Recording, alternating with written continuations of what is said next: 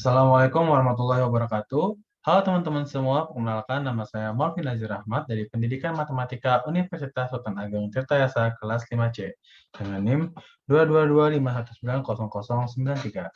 Pada video kali ini, saya akan mencoba untuk menjelaskan pengujian hipotesis sampel kecil untuk mu dan mu1 dikurangi mu2 dari buku Mathematical Statistics with Applications. Kita masuk ke yang pertama, uji sampel kecil untuk mu.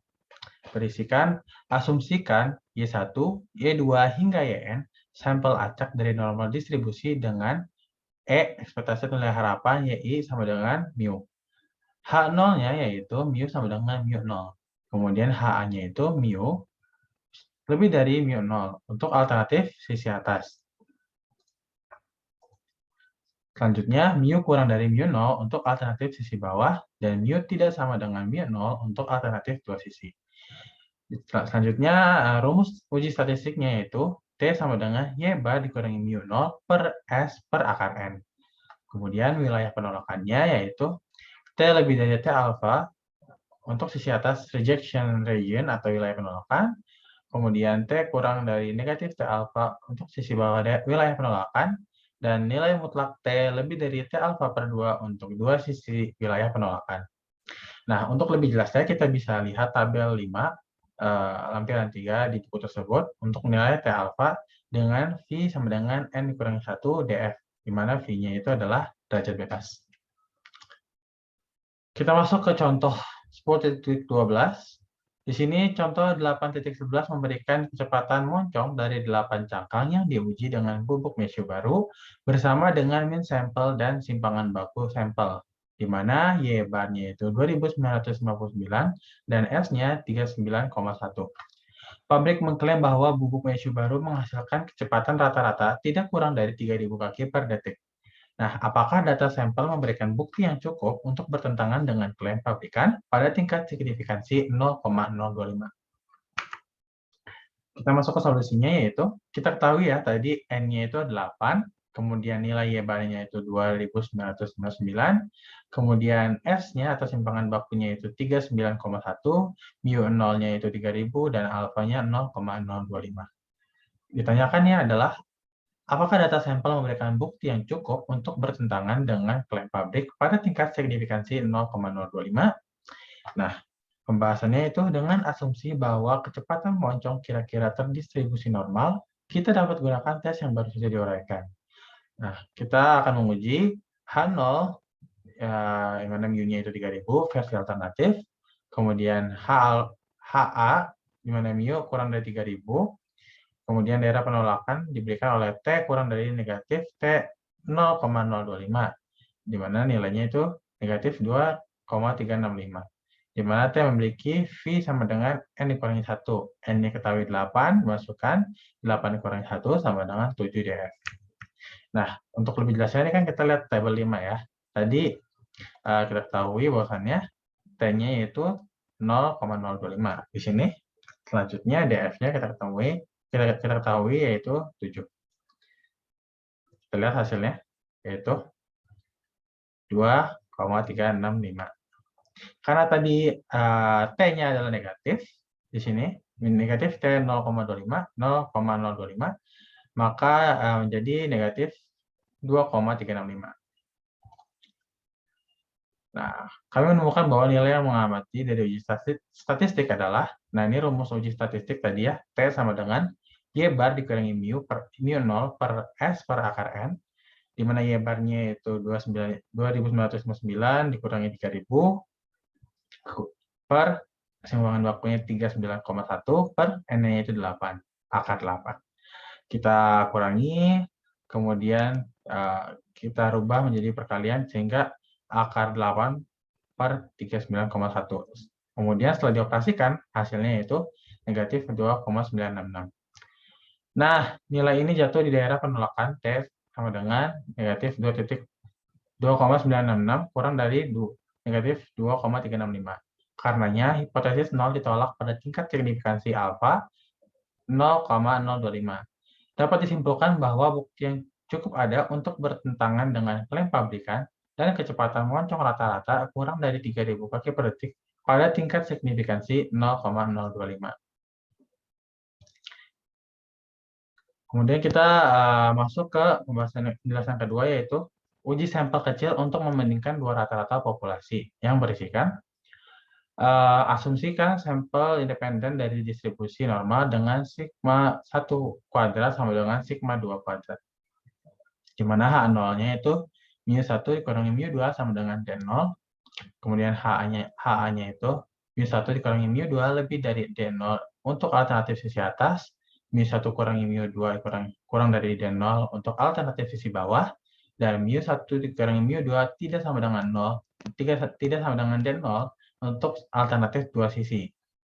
Rumus uji statistiknya yaitu T sama dengan Y1 bar dikurangi Y2 bar dikurangi D0, di mana D0 tadi kita ketahui ya, sini, per SP dikali akar 1 per N1 ditambah 1 per N2, di mana SP ini adalah akar N1 dikurangi 1 dikali S1 kuadrat ditambah N2 dikurangi 1 dikali S2 kuadrat per N1 ditambah N2 dikurangi 2. Kemudian wilayah penolakan atau rejection region-nya, T lebih dari T alpha, yaitu sisi atas wilayah penolakan, T dikurangi kurang dari negatif T alpha, itu untuk sisi bawah wilayah penolakan, dan nilai mutlak T lebih dari T alpha per 2 untuk dua sisi wilayah penolakan.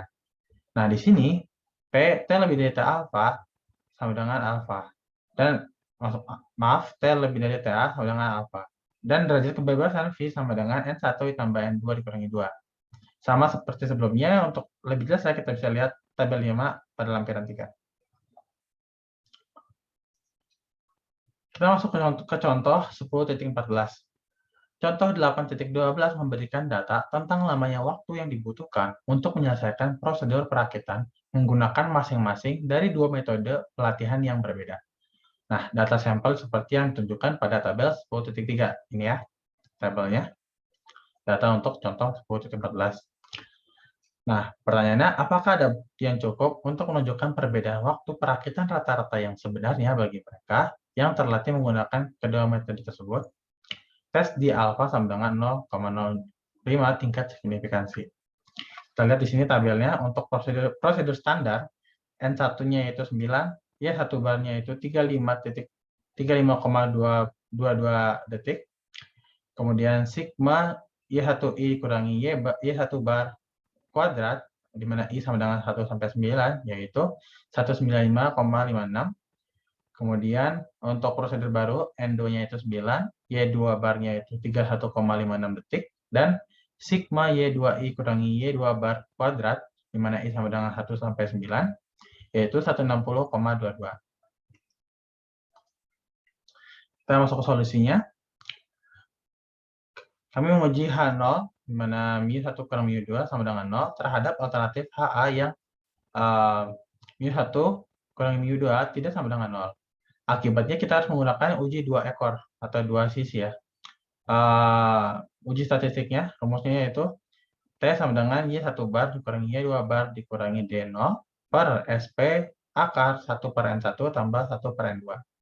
Dengan D0 sama dengan 0 dan daerah penolakan untuk alfa sama dengan 0,05 adalah nilai mutlak T lebih dari T alfa per 2 sama dengan T 0,025.